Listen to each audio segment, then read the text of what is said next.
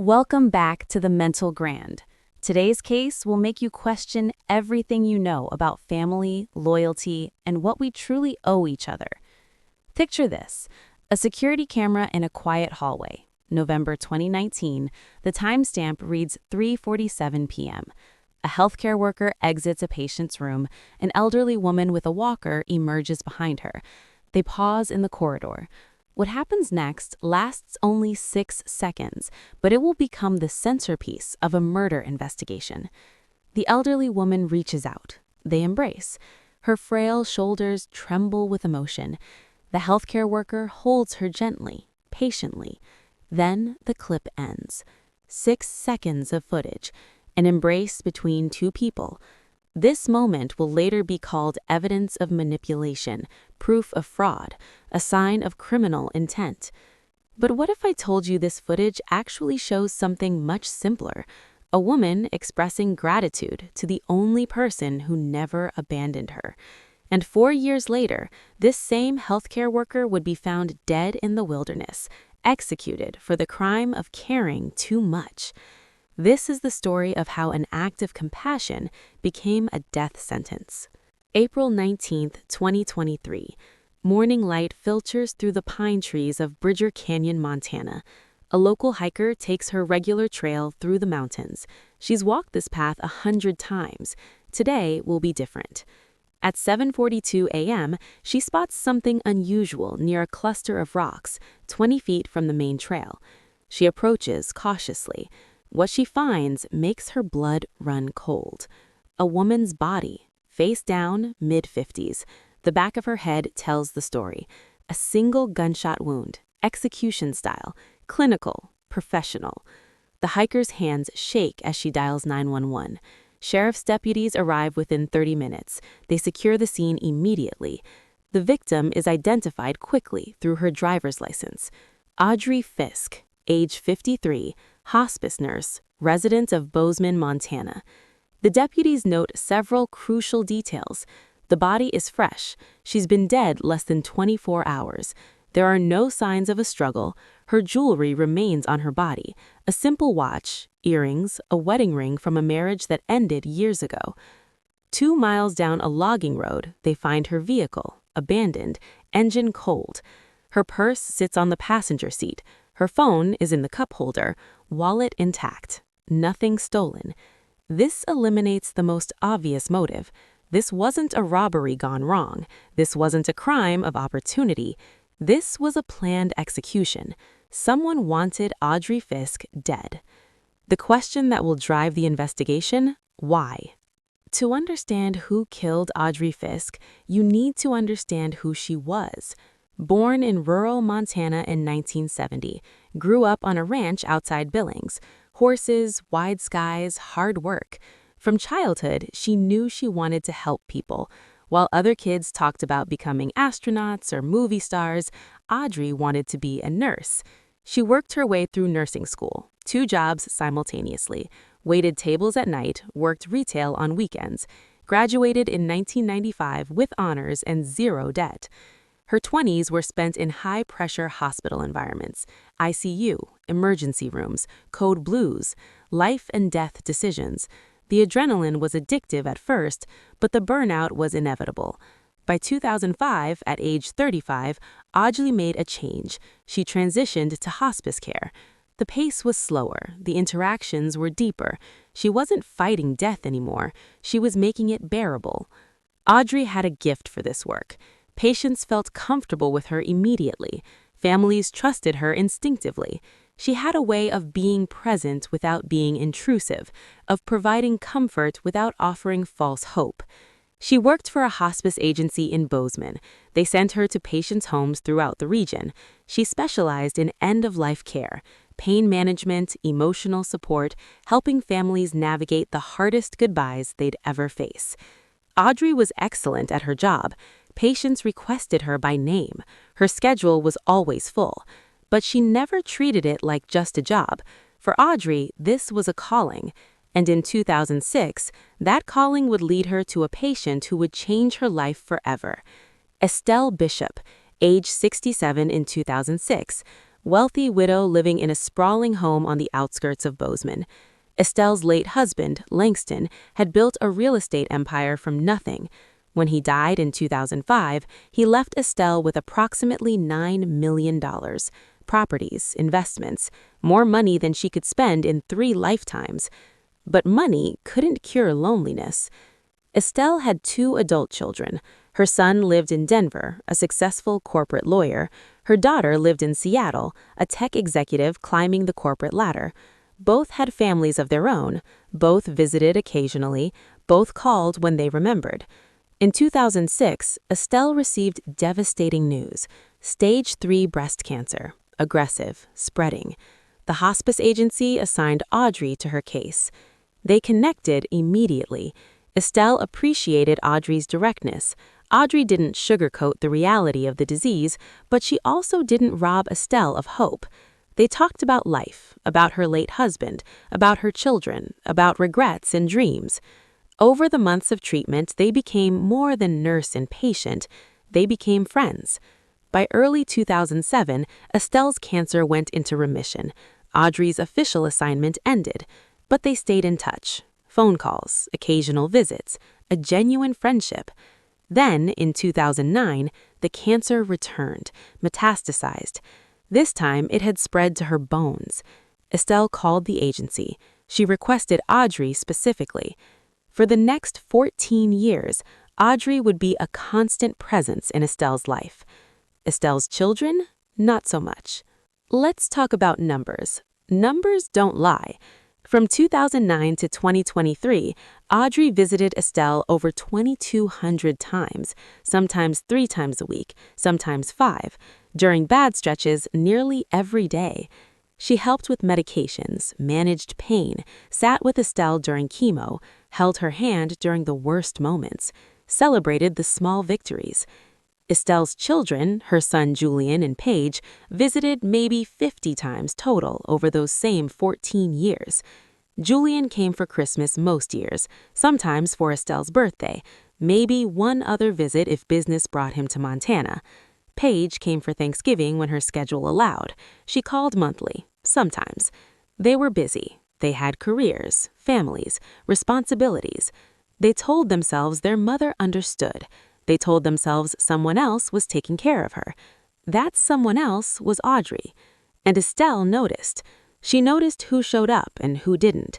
She noticed who was there during the 3 a.m. panic attacks and who sent expensive gifts from a distance. By 2020, Estelle had been living with cancer for 14 years. She'd outlived every prognosis, but she knew her time was limited. She started thinking about her legacy, about who had truly been present, about what that presence was worth, and she made a decision that would eventually lead to murder. November 2020, Estelle calls her attorney, not her son, her private attorney. She wants to change her will. The attorney visits her home. Estelle is lucid, sharp, clear about what she wants. Her old will split everything equally, $4.5 million to each child. The new will, though, different. Julian gets $500,000. Paige gets $500,000. Audrey Fiske gets $8.2 million. The attorney pauses for a moment. Are you certain about this, Estelle?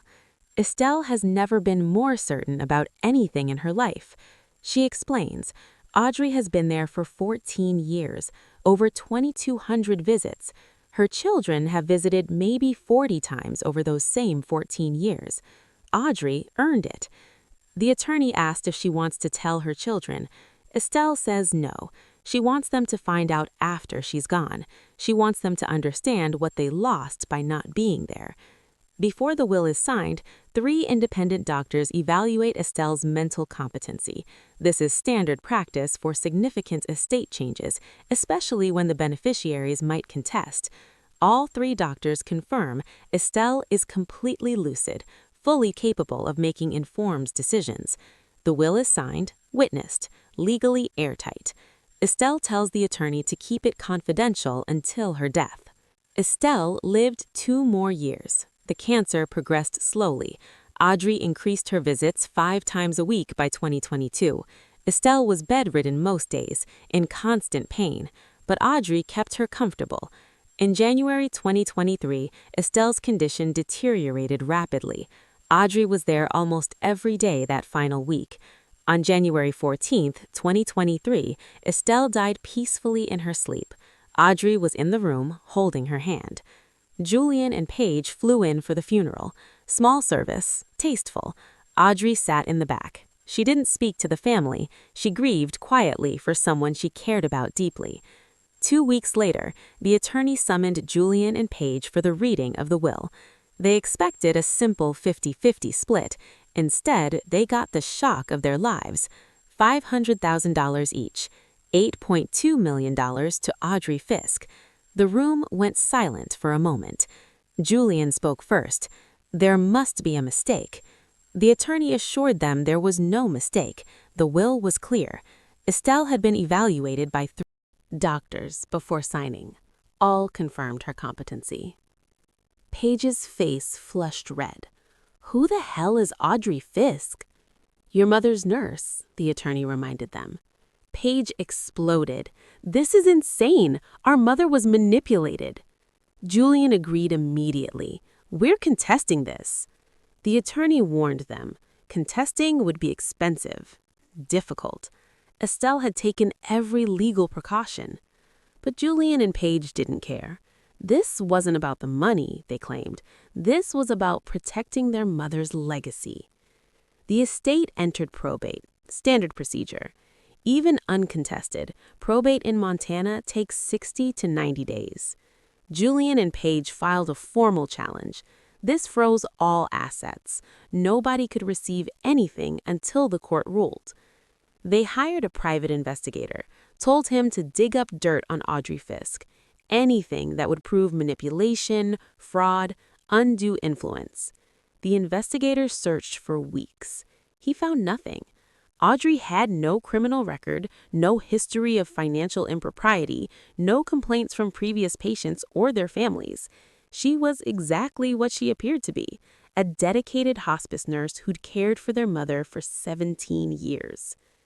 But the investigator did find one thing: archived security footage from the hospice facility. The clip from November 2019.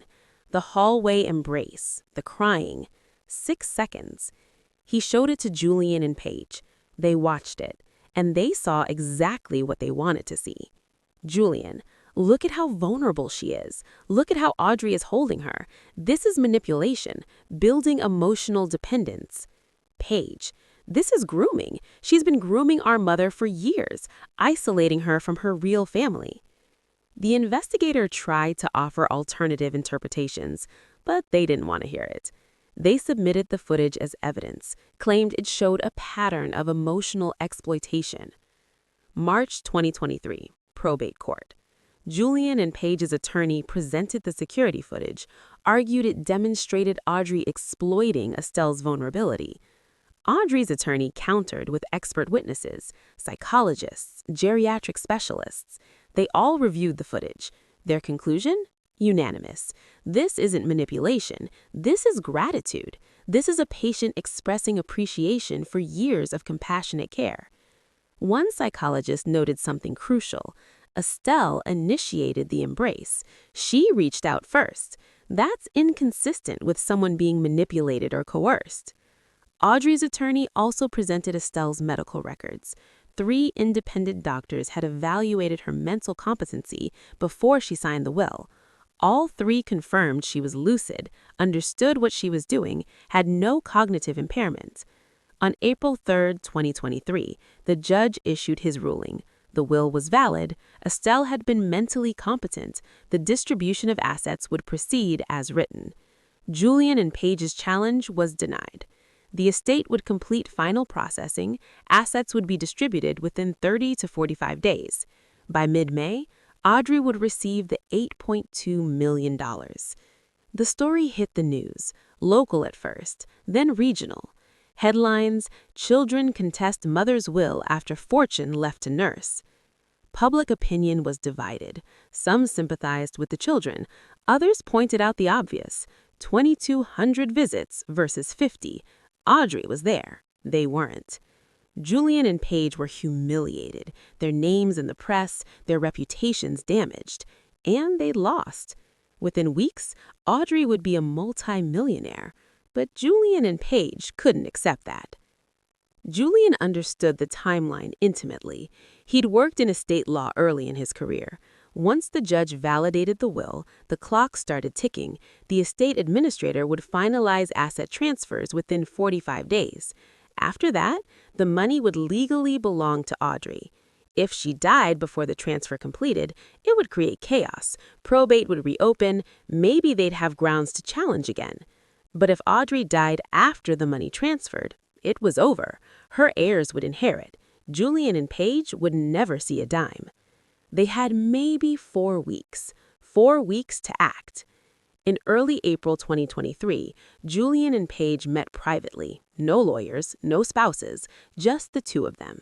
They discussed options. Legal avenues were exhausted. But there was another way.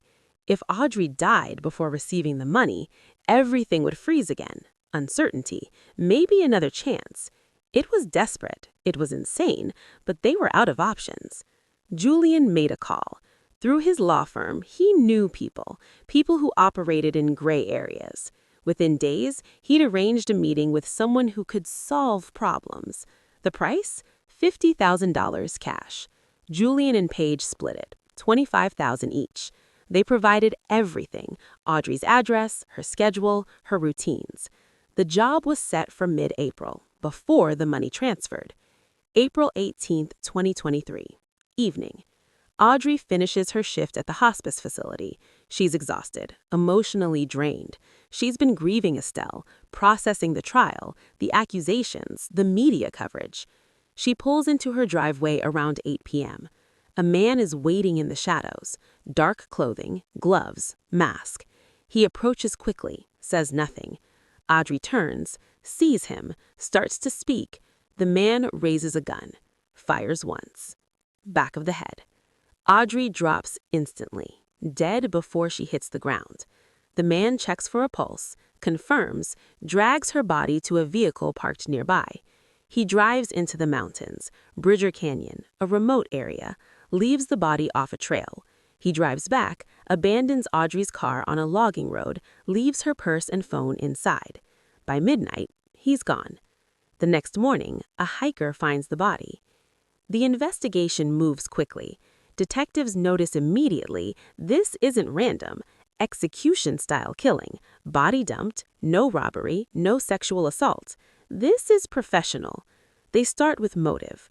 Audrey's family, a younger sister in Billings, close relationship, no conflicts. Ex-husband, lives in Oregon, haven't spoken in years. Then, detectives learn about the will, about Julian and Paige, about the trial, about the timing. Court ruling April 3rd, murder April 18th. 2 weeks later, right before the estate would finalize transfers. Detectives pull financial records. Julian withdrew $25,000 cash on April 5th, 2 days after losing in court. Paige withdrew $25,000 cash on April 6th. Both claim business expenses. Neither can provide documentation. Phone records show Julian called a burner number on April 7th, 2-minute call. Julian claims he doesn't remember, must have been a wrong number. Paige's phone shows encrypted messages to Julian, references to taking care of the problem, to making sure things don't go through. Detectives get warrants, search both homes. They find more burner phones, more encrypted messages. Julian's messages reference a contact, someone who could handle a job. Payment details, timeline. Paige's messages show she knew, approved, coordinated. The web is unraveling. Detectives track the burner number Julian called. It's registered to a known criminal with ties to contract violence. They bring him in. He lawyers up immediately, but his financials tell the story. A $50,000 deposit on April 19th, the day after Audrey's murder. Detectives trace the money. Offshore account, shell company, connections to one of Julian's corporate clients. The hired killer sees which way the wind is blowing. He cuts a deal, testifies against Julian and Paige in exchange for a reduced sentence. He admits everything.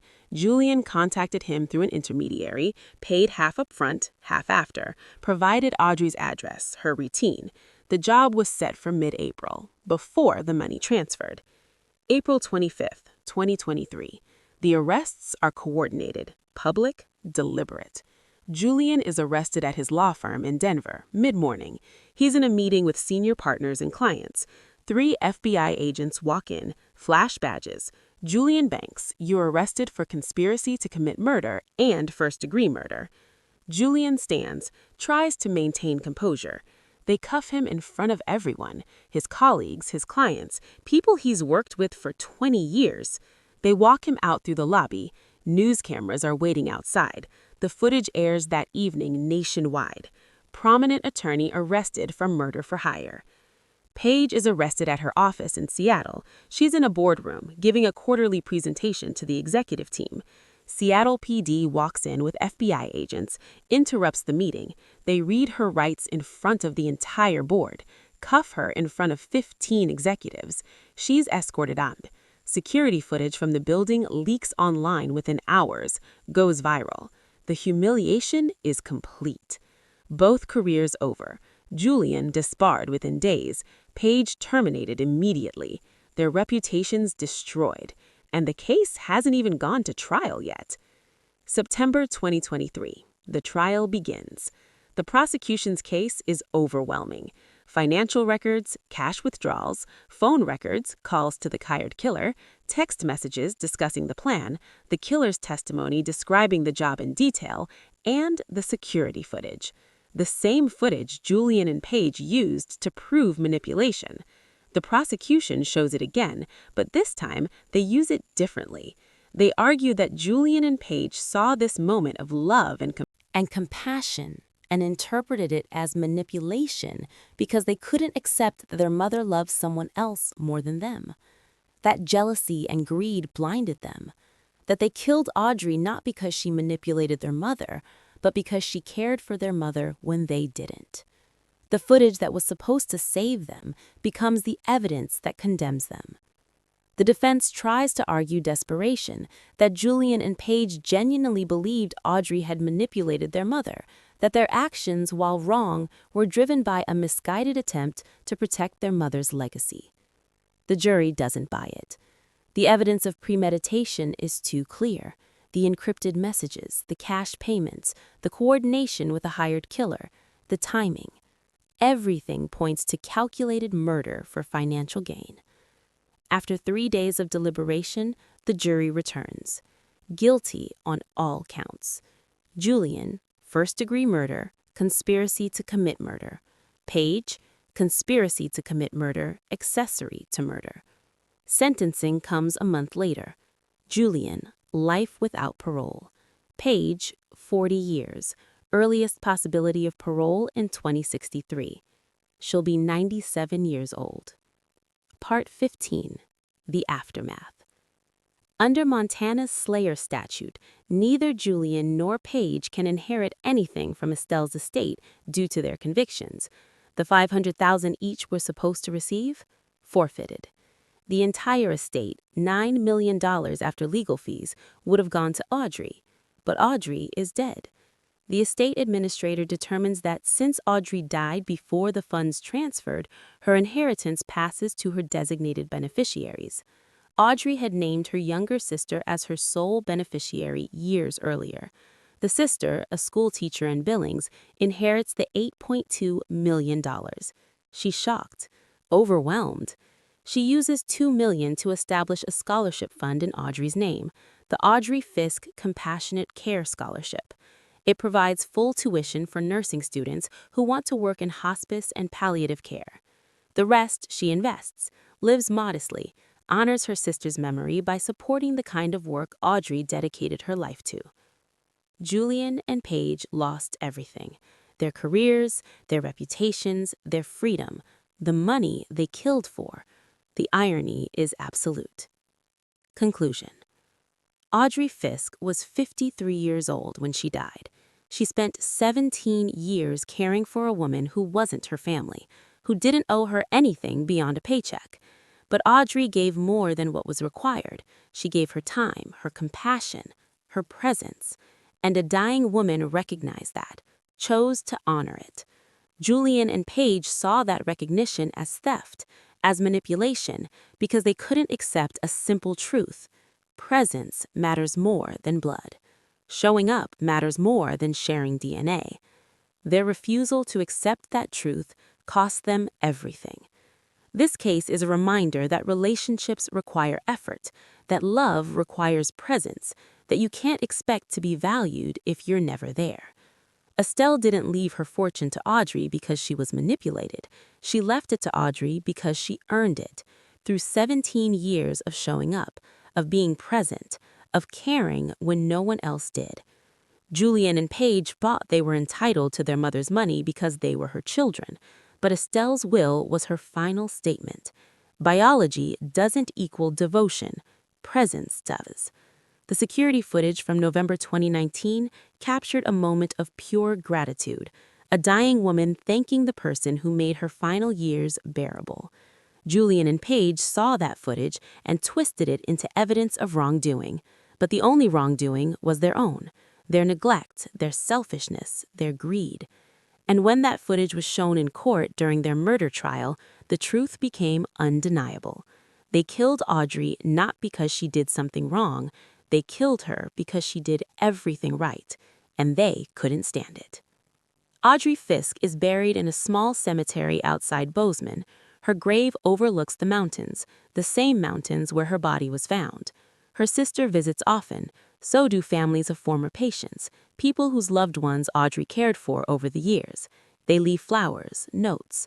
One note, left by a woman whose father Audrey cared for in 2018, reads simply, "You gave my father dignity when everyone else had given up. Thank you for being there." That's who Audrey was. That's what she did. And that's why Estelle Bishop left her a fortune. Not because of manipulation, because of love. The kind of love that shows up every week for 17 years, even when no one's watching, even when no one cares. Julian and Paige will spend the rest of their lives in prison, knowing they destroyed themselves over money they were never entitled to, knowing they killed a woman whose only crime was being there when they weren't, and knowing that if they just visited their mother more than 50 times in 17 years, if they've been present even a fraction as much as Audrey was, none of this would have happened. Their mother might have left them everything, but they weren't there. Audrey was. And that made all the difference. This has been the Mental Grand. If this case made you think about the people in your life, about who shows up and who doesn't, then it served its purpose. Until next time, remember, presence is the greatest gift you can give someone. Don't wait until it's too late to realize that.